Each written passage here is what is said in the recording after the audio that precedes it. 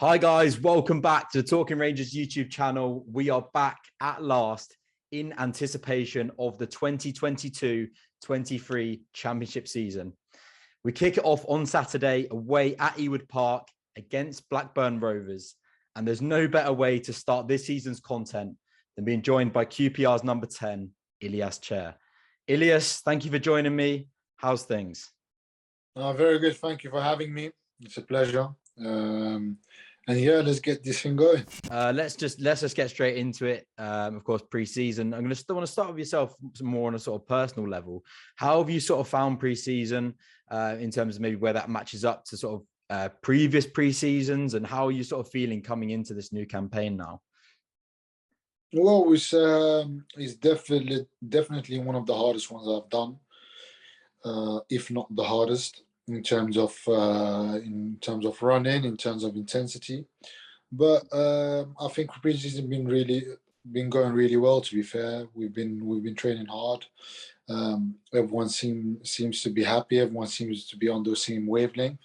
But the real stuff starts now on Saturday, obviously.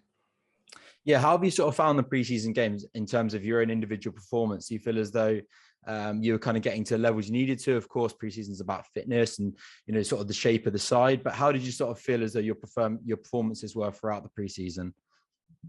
No, I think my performances were all right. Obviously, in preseason, you're not trying to look too much into the how can I say it, into your own sort of performance, because preseason is quite unrealistic in terms of, like, obviously everyone is working, everyone is tired, everyone is not 100% fit, everyone has a bit of niggles, everyone has a bit of dead legs and so that sort of stuff.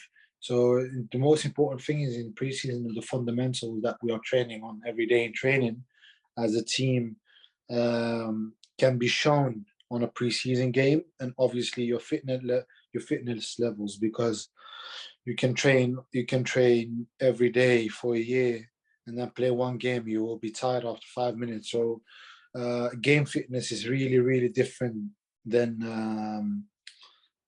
normal training fitness or normal fitness, I guess.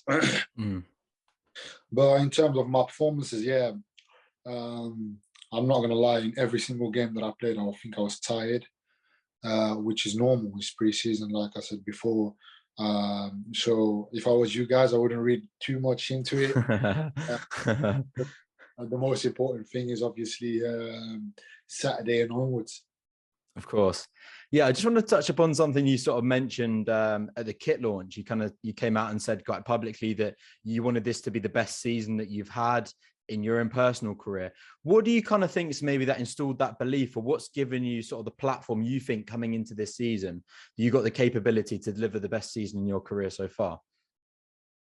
Well, I think everyone last year was a little bit disappointed in terms of not getting to where we wanted to go, or not reaching what we had the capabilities of reaching as a squad and as a team.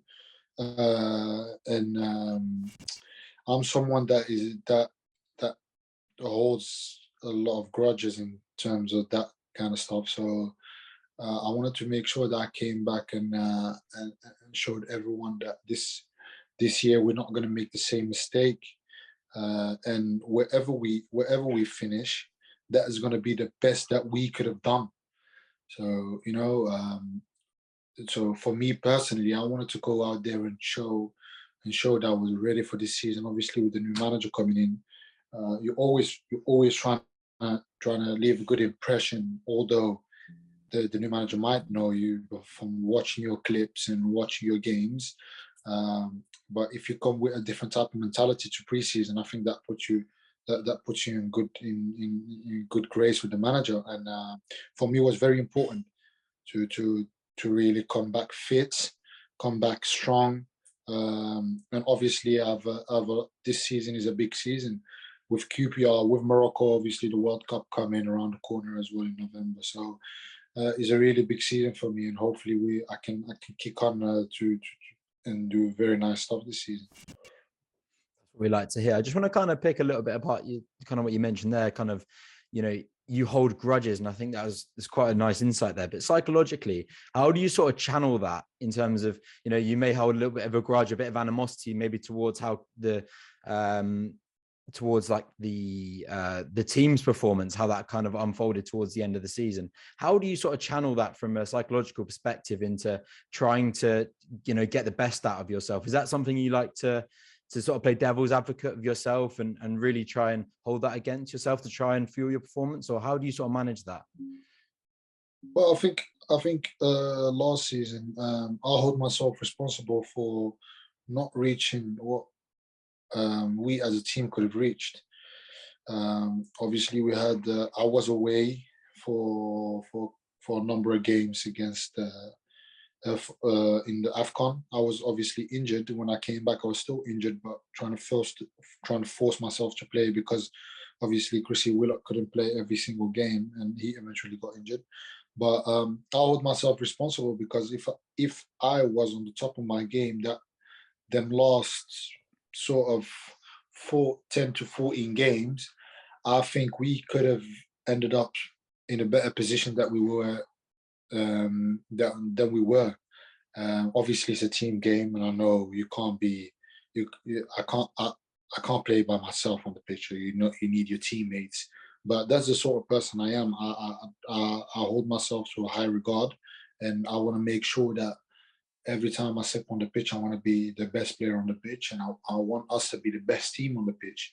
And that's what we didn't do the last 14 games of the season last season. So that's why now I had to make sure that I hold a little grudge, like I said before, I hold a little grudge that this can't happen twice. You learn from you learn from your mistakes. I would say, I wouldn't say it's a mistake. I think it's more a learning curve, because we were all very young. We're all very young. If you look at our team, we have a very, very young team. So I think we just have to channel that into the right positive mindset and look forward to this season. Yeah, so that I think you can really see how that kind of is hit home with you, and you can kind of see that is a kind of deep grudge. Is that the same sort of consensus across the side? How is everybody else trying to come together to kind of maybe overcome the challenges and maybe that inexperience and learn from those sort of things that maybe you faced towards the tail end of last season? What's the sort of standpoint this year? Have you looked back at the, you know, maybe footage where it went wrong, or have you had discussions about it? How was the team kind of come together to try and overcome maybe those challenges last season? To be fair, I think everyone as players, we agreed that last season is last season, and as much as we want to talk about it,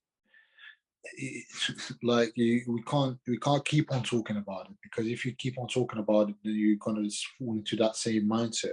So I think for us, we learned from that, and it's not learning in terms of, I went home, I looked myself in the mirror, and I learned that I needed to do this or that better. No, it's something in you that will eventually change when that time comes again, you know, and that time will only determine if we as a team are ready for that again, you know. So it's going to be determined from now to the end of March, April.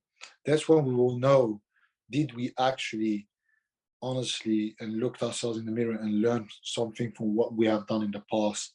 And I think for us now is not looking back at the last season. Last season is done and dusted. I think everyone agrees with me in terms of that. I don't think you guys as fans or as pundits want to refer to last season every single time. Oh yeah, we lost Chris. Oh yeah, we lost Rob Dickey. Oh yeah, we lost Sunny Dean.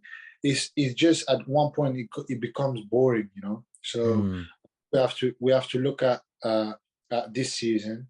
We have to attack this season in the right mindset, and hopefully this season we can do something good if all 22 to 25 or 26 players are in the right mindset, and it's not only us, it's also the fans as well. The fans have a great responsibility in terms of supporting the team, and hopefully we can do that this season. Well, yep. Don't worry, Elias. I don't plan to bore you anymore on last season. We'll move on from that one. That was my last question anyway. So you drew it to a nice conclusion. Look, I want to go just a couple more questions just about yourself from your perspective coming into the season. Then I want to, bring it all together towards a team. What would you define from a personal standpoint as a successful season for yourself coming into this campaign? If we win more than we lose, obviously, as a team, I think as an individual player, you want to look at yourself and you want to have nice numbers. But if you have you can have nice numbers, but if you have nice numbers and you finish 18th, well, does that even matter? Like, doesn't really make sense, does it? So, first of all, I want to make sure that the team perspective, that we win, and if we win, that means that everyone is doing something good individually. Everyone is trying to be the best out there on the pitch, and if everyone is trying to be the best out there on the pitch, they will achieve their individual goals as well. So I think first of all, we have to win first. I'm obsessed with winning. I want to win every single game. If it's 5-a-side, if it's 11-a-side, if it's ping pong, if it's whatever, I want to win every single game, and I think that's the right mentality to have coming into this season. Tell you what, textbook answer. I'm not the one that picked a side, so that answer's not for me. You can only hope that Mick Beale maybe catches a part of that, and I very much doubt that he follows Talking Rangers. So sadly, I'm sure you won't see that. But no, that's great to see. Sort of, like you say, numbers are important individually, but only if that fuels the team performance. At the end of the day, it's the team performance that matters. I just want to come on to maybe a little bit about Mick Beale, maybe his influence over yourself. Is there anything, maybe again on a personal level, that he's maybe seen about you or will influence your maybe impetus on the side this year? Is there anything we can expect to see from Ilias Chair and a Mick Beale system that we maybe wouldn't have done last season in a different system? Is there anything we can maybe see from you this season different in the system that Mick Beale is proposing? I think this season, what you guys can definitely expect is you will have someone that will be honest with his players. So I'm not saying that in the past the managers or whatever were not honest with the players, but I mean in terms of when you go out and speak to the media or whenever you speak to the team, we're gonna have an honest manager that will say the things that should be said and should be said, and the truth as well. So that means if I had a bad game, but I scored, everyone will say, "Oh yeah, you had a good game because you scored." But in the manager's eyes, he will just say, "Yeah, you had a bad game. Listen, you scored, yes, very well done, but to your standards, you had a bad game." And that's what I like about the relationship with the manager now, with the gaffer now, is he's not holding back. He's not trying to give me the silver spoon treatment. He's not trying to give me the oh yeah, you're a very good player and blah blah and all this and that. No, he's challenging me every day, and that's what I had since day one that I came into the club. That's what Chris Ramsey, Paul Hall, Andrew Impey had for me. They challenged me every day, and I think that's something that we as players we need this season. Yeah, that's great. That's really positive to hear. And you kind of mentioned there about the relationship you're building with yourself and what we can expect from Mick Beale. Again, I can assure you, Mick Beale is not watching this. What were your first impressions of Mick when he came through the door? That first phone call he had with you when he got the job. That maybe the first time that you came to training ground and he was there. What were your sort of first impressions of Mick? So when he first got appointed, I think he called me. That same day or the day later, I think, and we had a nice conversation. But I remember that when he got appointed, the first thing I did was I searched him up on internet, and I went on YouTube and I saw how he was talking to players, and he was talking about the game, and obviously the managers that he worked with. And I said to myself, yeah, okay, he seen top managers, he's seen top players. I got to be the one that stands out in his eyes in terms of that, you know. So he had players like Coutinho, he saw players like Mane, Firmino, Salah at Liverpool. So I have to make sure that when he looks at me, um, I want to be in that same regard as, oh my God, yes, I like this, you know. So in You other know what I mean? words, you want to be the teacher's pet? No, not a teacher's pet, not at all. It's not. At the end of the day, it's not a teacher's pet. I'm only kidding. I'm There are only other kidding. players. There's other players for that. Go on, who's the No, teacher's pet at the moment? Go on, fill us in. the teacher's pet at the moment. I don't know. I would give it to Stefan Johansson, but yeah, Oh yeah. he's a captain. He's a captain, so yeah, I'm definitely not the teacher's pet. I'm glad you made that clear. Yeah, yeah. Yeah, I think if we come more onto sort of the side now, and we're getting on to Mick as well, is there anything maybe, you know, Mick sort of talked a lot about what he wants to implement from a tactical from a standpoint. We've seen his post-match interviews. Is there anything maybe from a perspective that we don't see, maybe behind closed doors, maybe, is there anything quite comparable that you haven't really seen from managers in the way they implement tactics or the way they conduct themselves, or maybe some of the practices they have around the club? Anything that really stands out that maybe you haven't seen from previous managers in your career? I think training has been very, very, very high level in terms of what we do in training. That doesn't mean that that training will be always good in terms of our technical ability, but I mean in terms of tactical, in terms of in the setup, training has been really top class. And the gaffer as well, he's a very caring man. He's a very family orientated man, and he talks about with me about my family every day. He talks, how is my wife, how's she going on, and stuff like that. So that's something that, well, the previous managers did that as well, but with the gaffer, it really stands out that he's asking me these questions every day in the morning when I see him. How is your wife and how is your family doing? Blah blah. So I think in terms of that, he gives you a really good feeling that he cares about his players, and he's not doing that only to me. He's doing that to all the players. So he's a really caring person, and he's obsessed with football. So that's what you want from a manager. You want a manager to make you better. You want a manager that can bring you to that next level, and hopefully we can do that this season.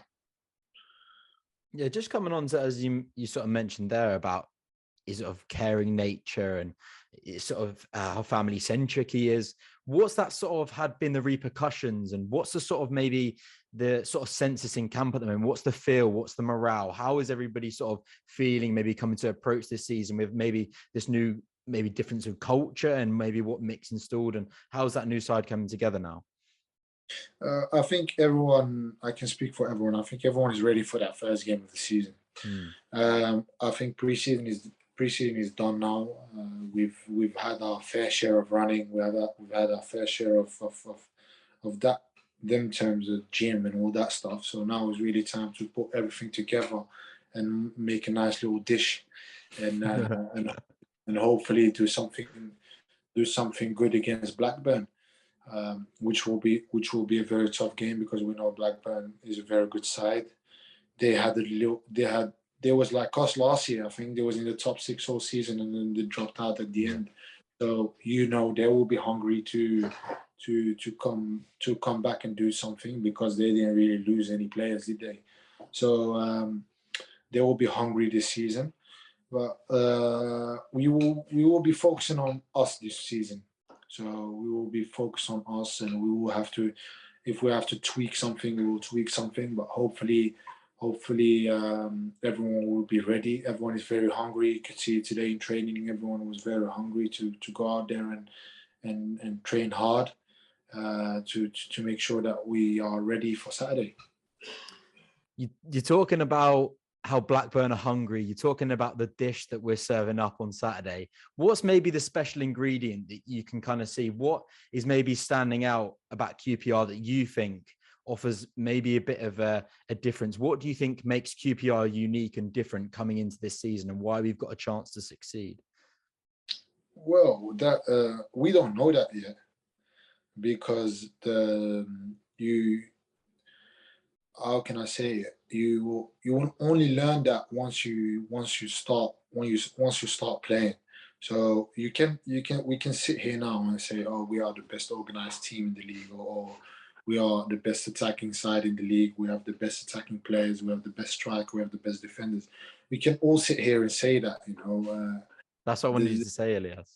Yeah. No, but I mean, like every single team, 1 to 24 this season, will look at the championship and say, "Oh, we're gonna have a right go at it." But there's only 2 teams that will go up at the end of the season. 3 teams, but there's only 2 teams that will get promotion straight away, and then there's 1 team that is just yeah. You can pick and choose whoever wants to go up, because the playoffs is a bit a weird one. But don't we know it? We don't know. You don't know yet what the identity is. But one thing that you want your team to know is that is a hard working team, first and foremost. That every single one of us is fighting for the colleague, the brother next to him, and are ready to give their lives, are ready to give their everything on the line for the team. And as long as we can do that, as long as every single one of us can support each other in the good and the bad times, we'll be fine this season. So we won't know yet what the difference is this season between us and between the rest. But one thing we can assure you that is that every single one of us is very hungry and very hard working, and ready to really go at it and give it a good go.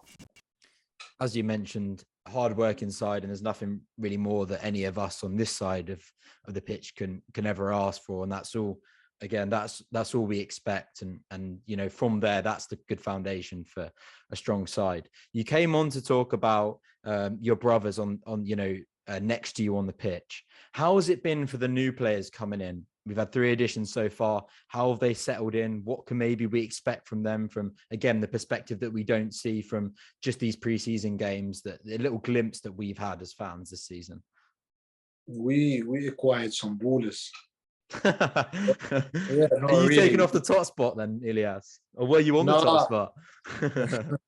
No, we acquired some real ballers. We acquired some very, very talented players.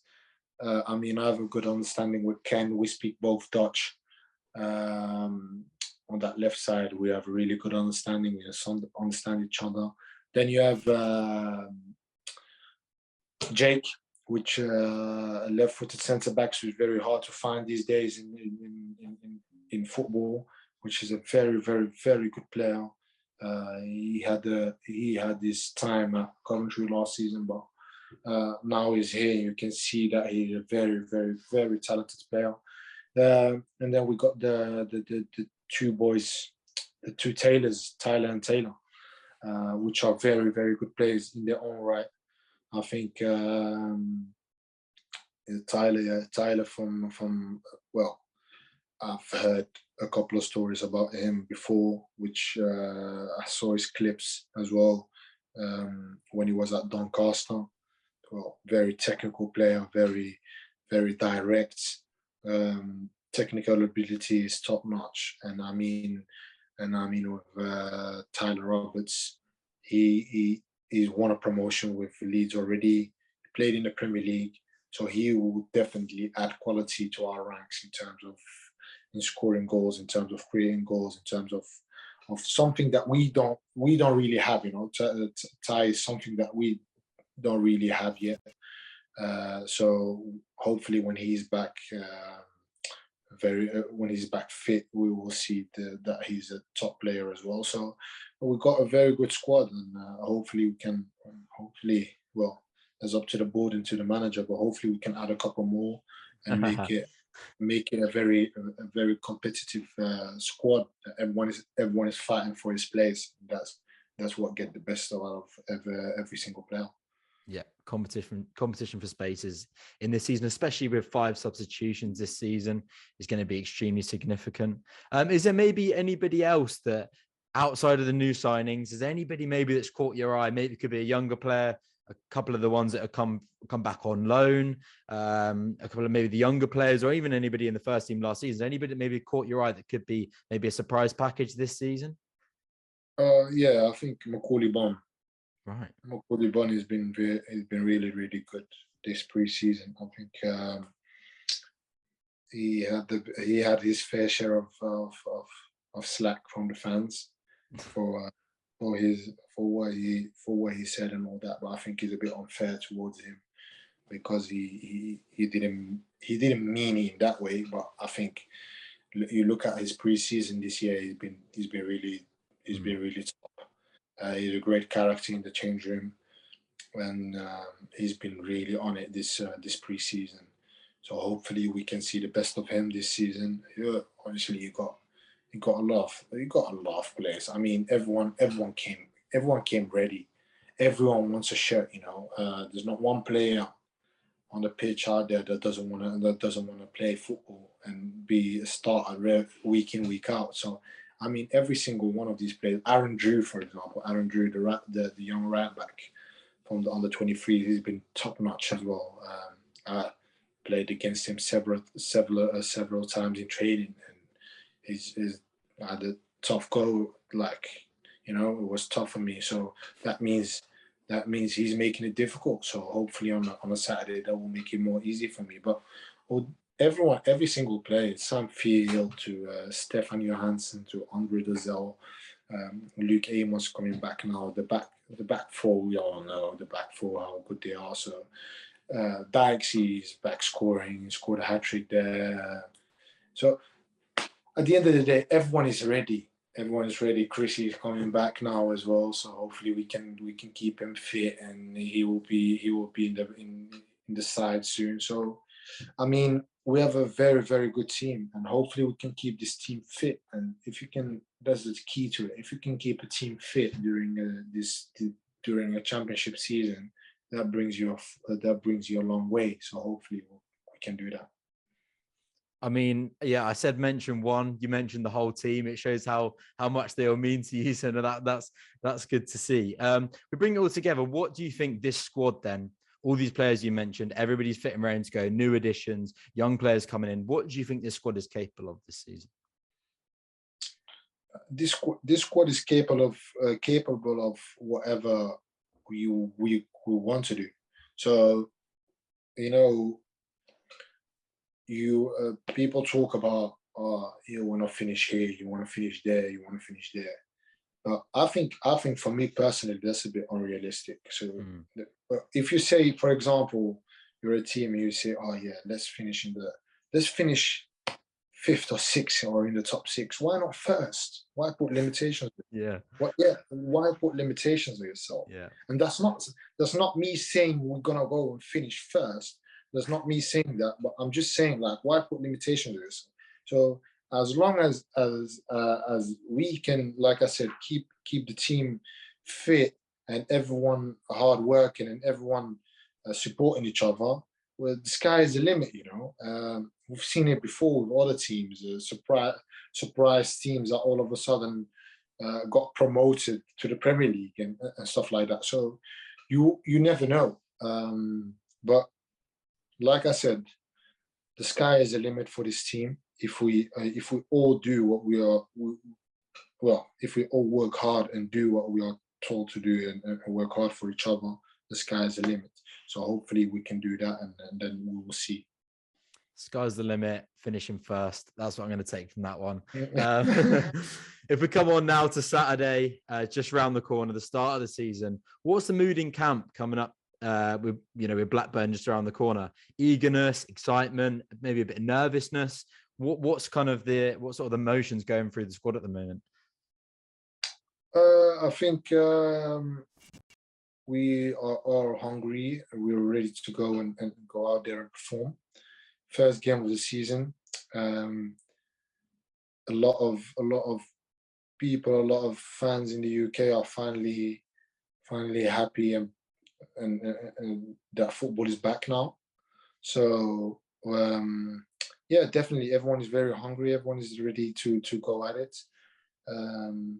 Just putting the final touches on it on Thursday and Friday, and then hopefully Saturday deliver a performance. But like I said, the first game is not the most important game.